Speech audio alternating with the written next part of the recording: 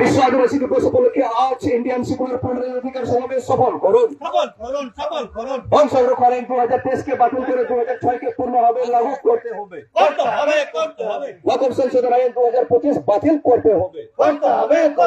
এই জঙ্গল মহল এবং ট্রাইড ওয়ার্কসের পূর্ণভাবে পঞ্চম তহসিল লাগু করতে হবে। এই জঙ্গল মহল এবং ট্রাইড ওয়ার্কসের সম্পূর্ণভাবে পঞ্চম তহসিল লাগু করতে হবে। এই জঙ্গল মহল এবং ট্রাইড ওয়ার্কসের পঞ্চম তহসিল লাগু করতে হবে। এই রাজ্যে বাঙালি পরিযায়ী শ্রমিকদের উপর জুলুম নির্যাতন বন্ধ করতে হবে। এই রাজ্যে বাঙালি পরিযায়ী শ্রমিকদের জুলুম নির্যাতন বন্ধ করতে হবে। এই রাজ্যে ভোটার তালিকায় এসআর নামে নাগরিকদের আতঙ্ক হয়রানি বন্ধ করতে হবে। আদিবাসীদের সাথে সাঁওতালদের স্বার্থে পৃথক সাঁওতালি শিক্ষা বোর্ড গঠন করতে হবে। আদিবাসীদের স্বার্থে সাঁওতালদের স্বার্থে পৃথক সাঁওতালি শিক্ষা বোর্ড গঠন করতে হবে। আদিবাসীদের স্বার্থে সাঁওতালদের স্বার্থে পৃথক সাঁওতালি শিক্ষা বোর্ড গঠন করতে হবে।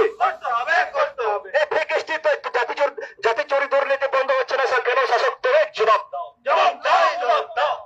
বন্ধের জন্য আলাদা তদন্ত কমিশন গঠন করতে হবে। দুর্নীতি জাতি চুরি বন্ধ হচ্ছে না কেন শাসক তুমি জবাব দাও। দুর্নীতি বন্ধ অবিলম্বে বন্ধ করতে হবে। বাতিলের জন্য অবিলম্বে তদন্ত কমিশন গঠন করতে হবে। আজকের বিশ্ব আদিবাসী দিবস উপলক্ষে ইন্ডিয়ান সেকুলার ফ্রন্টের অধিকার সমাবেশ সফল করুন।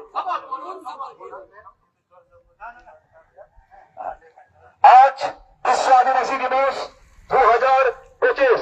আমরা এই বিশ্ব আদিবাসী দিবস সমগ্র পৃথিবীতে খুব গর্বের সাথে পালন করা হয়।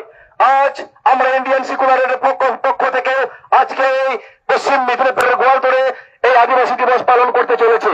আপনারা জানেন আদিবাসীরা প্রকৃতি পূজারে বৃক্ষরোপণ করে বনকে সংরক্ষণ করে, তাই আজকের আমাদের এই কর্মসূচি প্রথমে বৃক্ষরোপণের মাধ্যমে দিয়ে শুরু হবে।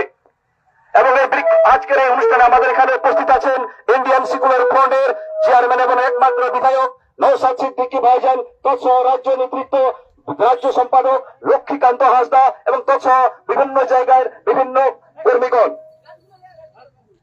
আজ যেভাবে দেখছেন, যেভাবে যে জঙ্গলমহল গাছের যে জঙ্গলমহল দীর্ঘকাল ধরে বনভূমি ছিল, দিনে দিনে যত দিন হতে গেছে জঙ্গলমহল ধরে ধরে সাফ হতে গেছে।